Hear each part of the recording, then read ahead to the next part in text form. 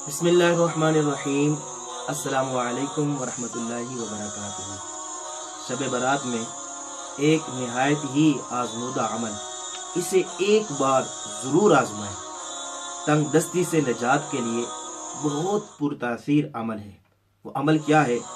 شب برات کو گندم یا چاول کے 7 دانے لے کر ہر دانے پر اول و آخر 11 بار درود ابراہیمی اور 70 بار درمیان میں یا رزاقو پڑھیں، اور عمل کے بعد یہ دانے اپنے پاس سنبھال کر رکھیں۔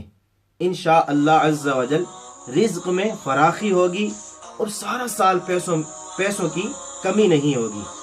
اگر یہ شب برات کو یہ عمل نہیں کر سکے تو رمضان کی 27ویں رات کو یہ عمل ضرور کریں۔ اللہ تبارک و تعالیٰ سے دعا ہے کہ ہمارے رزق میں، مال میں برکتیں عطا فرمائے۔ آمین۔ السلام علیکم ورحمۃ اللہ وبرکاتہ۔